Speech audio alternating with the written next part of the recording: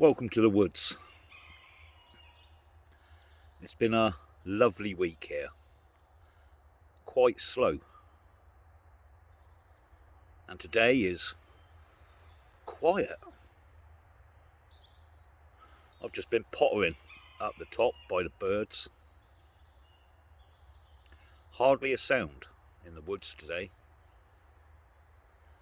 so I've taken a bit of time just to sit down,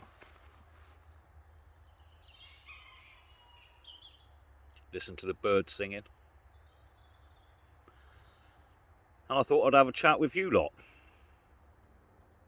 because as much as it's been a slow and peaceful week in the woods,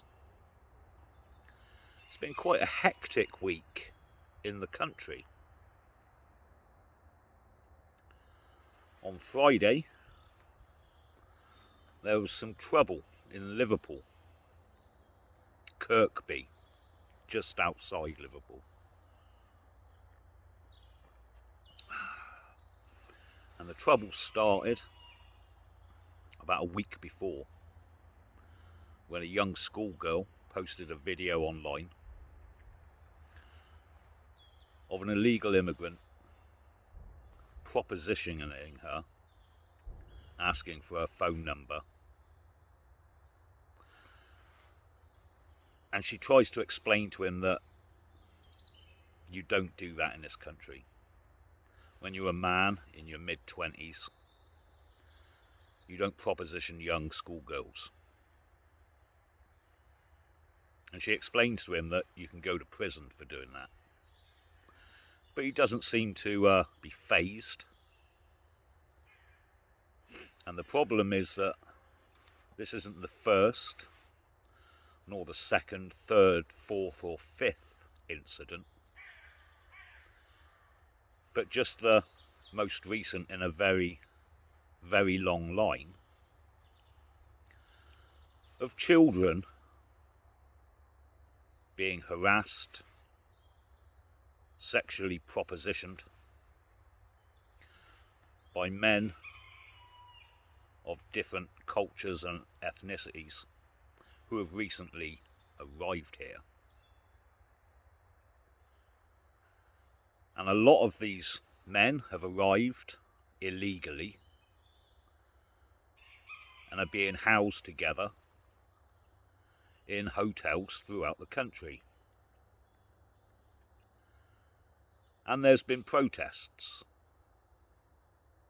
And a lot of these protests are based on the assumption that if you have large numbers of young men whose culture and ethnicity is vastly different from the indigenous people, and that their cultural practices somehow do not gel, come into conflict with, and run counter to our own, it's going to lead to trouble. Now, some of these protests seem to have resulted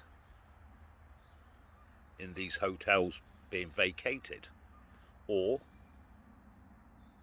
if the protests have been at hotels where the migrants were going to be housed, they weren't housed there. So you could say that people's right to protest, especially on local issues by local people, is having some positive effect. But I would guard against being too hopeful.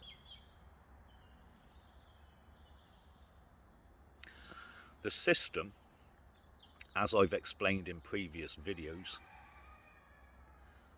is heading down a line where multiculturalism is an integral part of their plan. It's the same plan that includes the 15-minute cities and 20-minute neighbourhoods that includes the removal of cash from society, that's trying to ban log burners and gas stoves, that wants to see you without personal transport and living in a highly surveilled area that you will be unable to leave. And in order to manage these areas, they would much rather that the people have nothing in common.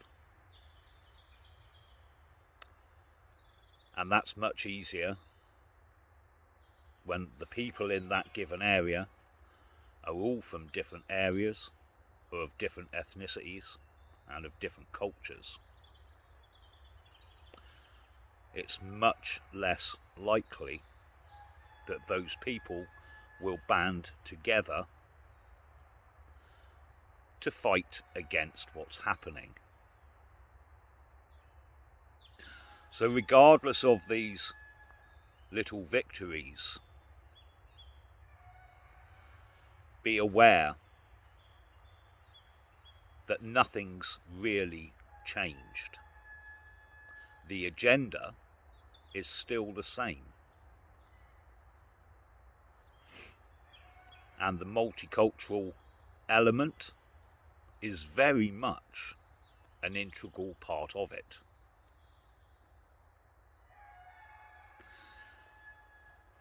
The trouble that erupted in Kirkby could possibly go against us. Every chance the system has to crack down harder, it will. And if they can point to a protest that's become unruly, it helps them. It helps them limit our ability to protest. And I understand only too well how tempers can get frayed and how people can feel angry, how people are worried about their daughters. It's still very clear in most people's memories, Rotherham and 100 other towns across this country where thousands and thousands of our children were raped, and that was covered up by the people who should have been protecting those children. And it was covered up because they didn't want to be called racist. And that has become a magic word. Racist, racism. A magic word that is used to shut down discussion, to shut down debate, to shut down your right to protest over things you feel worried about.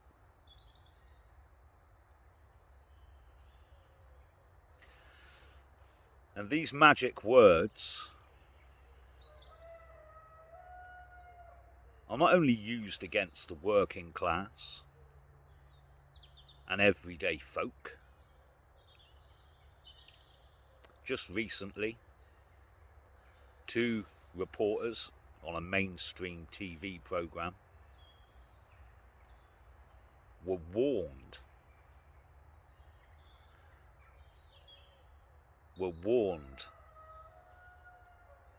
that the things they were discussing could be deemed anti-Semitic. And maybe the official body in charge of telecommunications should have a quiet word If you go back and listen to these two reporters, Mark Stein and Neil Oliver, if you listen to their reports, they've never once mentioned anything anti-Semitic. I don't think they've ever once mentioned Jewish people at all. But it's another magic word. It's a word that's used to shut down debate. Now, Mark Stein has had to leave his job because that official body in charge of telecommunications in this country was going to start fining for medical misinformation, a phrase we've heard quite a lot about, and he would have to fit the bill. He was going to have to pay the fine himself and not the TV company. I think this is the first time that's happened. And the other reporter, Neil Oliver, although still there, is going to have to tread very carefully.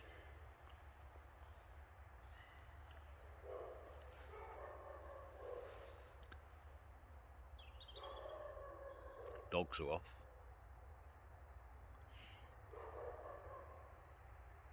So we understand that we have to be careful about what we say, even if we're right, even if the facts are on our side. The last 2 years have taught us that no matter if we're correct, we can still be punished. And the reason for that is, regardless of what's right or wrong, the people running this show, the power behind our governments, have a plan. And they mean to carry it out regardless.